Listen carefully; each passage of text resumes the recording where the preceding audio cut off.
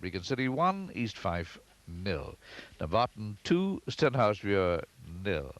Queen's Park 0. Alloa 2, Stirling Albion 0. Cowdenbeath 1. Stranraer 0, East Stirlingshire 0. And other pools matches, Hyde 4, Carnarvon Town 0. Morecambe 1, Buxton 1. Rill 0, Goultown 1. And South Liverpool 1, Witton Albion 1. Late kickoffs, couple of them from the second division, Leicester City 2, Crystal Palace 2. And in League Division 4, Stockport County 1, Rotherham United 2. That's a latest score. That match kicked off about 20 minutes late at Stockport. So we can give you the pools news as it stands at the moment. 7 score draws, 8 no-score draws, with that one result to come. No decision yet on telephone claims, but the 7 score draw numbers 6, 17, 18, 37, 45, 47, 55. And the no-score draws 16, 21, 22, 25, 36, 40, 48 and 52. Right, we'll be back with soccer in a moment to give you details on the tables, the all-important tables. Here's the important table from St Pierre Chepstow. The quarter-final lineup now for the well, today's results from the quarter-final giving us the semi-final lineup. Seve Ballesteros, Mike Harwood, Des Smith, today's winners, and Dennis Durnian has competed a 3-2 victory over Ken Brown. So tomorrow it'll be Ballesteros against Harwood and Smith against Durnian in the semi-finals of the Epsom Grand Prix match play.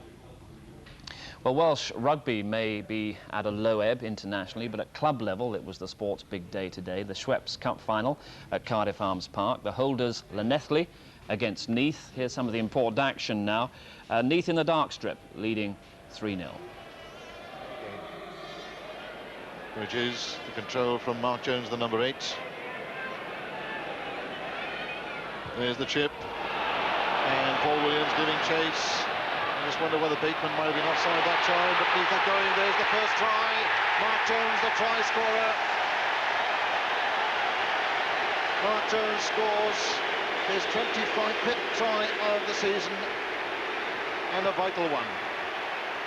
Neath go into the lead by a point. And we can see the perfect height that Bridges get, and there's the centre coming off, and the full-back is taking man and ball. There he comes in, and he deflects it back. Good play by Bateman. Mark Jones, ever so powerful. 7 or 8 metres to go. You're not going to stop this big man, and he's fully deserved that. Excellent try for Mark Jones. Eddie James alternately with the throw, looking that time for Phil Davis, who'd moved up in the line out. Jonathan Griffiths waits. Neath offside.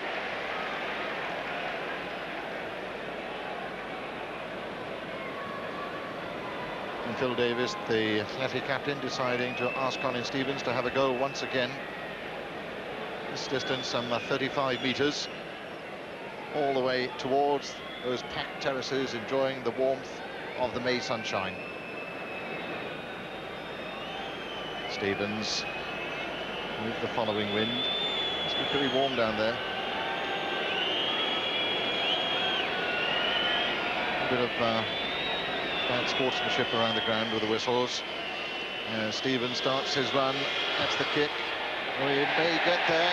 It's got there at last. A pretty ungainly kick. It almost crept underneath.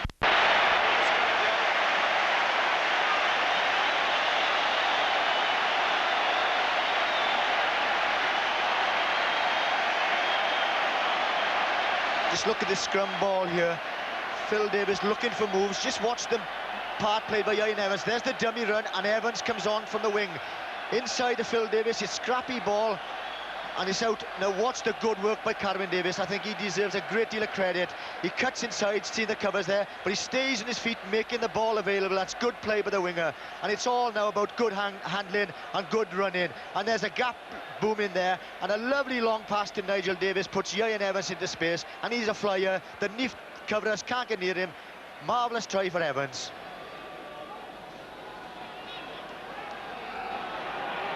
Bridges with a foot in.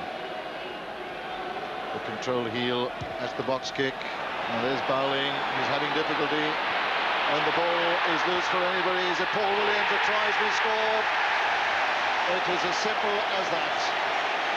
The sun was Steve Bowling's problem. But a neatly judged kick once again by Chris Bridges, the telling feature.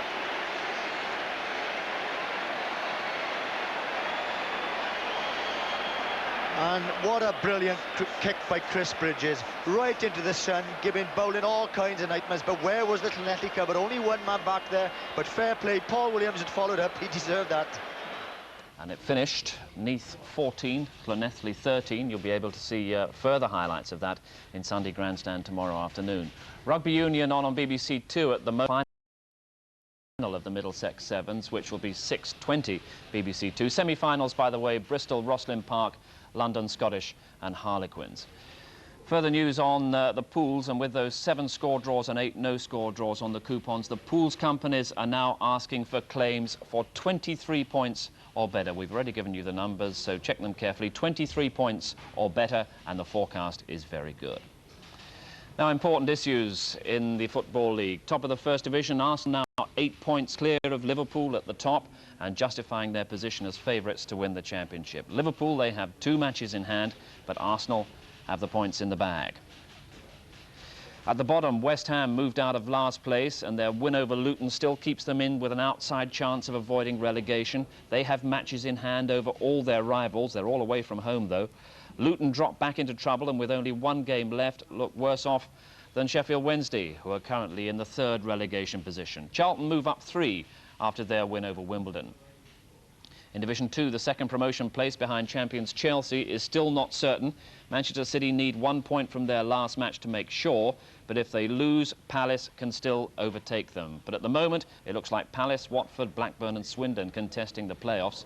In Division 3, no change at the top. Leading 3 clubs all winning. Wolves already promoted. In the 4th division at the top, the leaders Rotherham will be promoted if they beat Stockport, and the latest score is Stockport 1, Rotherham 2. In fact, that's a result now, as we understand. Scottish Premier Rangers, of course, are already champions. They won 2-1 at Dundee United, 2 goals for Andy Gray, and at the bottom, Hamilton already relegated. In Division 1, Dunfermline still not sure of promotion after drawing 1-1 with Clyde, while Falkirk beat Queen of the South 7-1. Queen of the South are already relegated. In Division 2, Albion Rovers already promoted, but the 2nd promotion place has still to be decided. Don't forget the rearranged FA Cup semi-final, Liverpool-Nottingham Forest, live coverage tomorrow, lunchtime programme starting at 12:35. Middlesex Sevens continuing now on BBC 2. That'll be followed by the badminton horse trials. I'll be back 2:15 tomorrow with a programme which includes coverage of the Monaco Grand Prix. Bye-bye.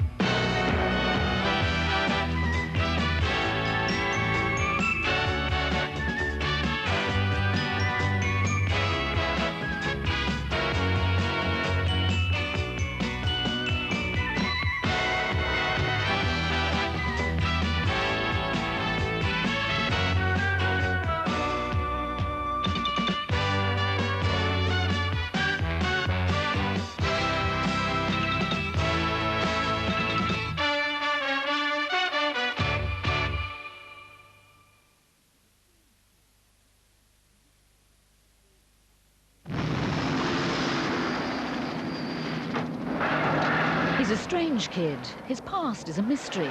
But who is he? My name is Daryl. D-A-R-Y-L goes to the scrapyard. Understood? He doesn't seem to need anybody. Doctor? What am I?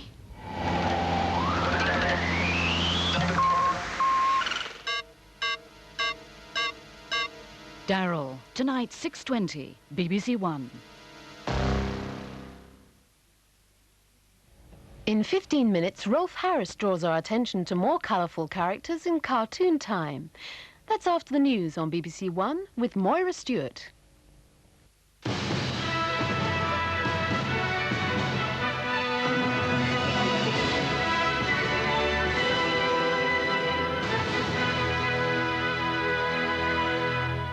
The headlines this evening. Britain wants the European community to consider the best approach to the death rates made yesterday by Ali Akbar Rafsanjani, the Speaker of the Iranian Parliament. The Foreign Office says his remarks are totally unacceptable. Dr. Owen and John Cartwright of the SDP say they work with Mr. Kinnock, but Labour says there'll be no deals and no pacts.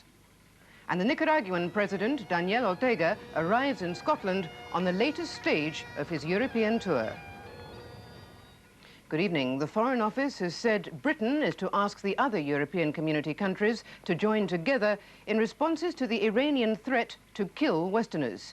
New guidelines on airport security have been issued. The Department of Transport says it's taking Iran's threat extremely seriously. Yesterday, the Speaker of the Iranian Parliament, Ali Akbar Rafsanjani, called for Britons, Americans and Frenchmen to be killed in revenge for Palestinian deaths in the Israeli-occupied territories. Speaker Rafsanjani's call for the killing of Westerners came yesterday at Friday prayers in Tehran. It was greeted with outrage by the British and United States governments. So long as the support of terrorism remains an instrument of Iranian policy, the Iranian government will guarantee its isolation and the continuing hardships of the Iranian people. We hold the Iranian leadership for any attacks on American interests or citizens. Speaker Rafsanjani called for Palestinian groups to carry out the killings, but Palestinians have today been distancing themselves from the Iranian threat.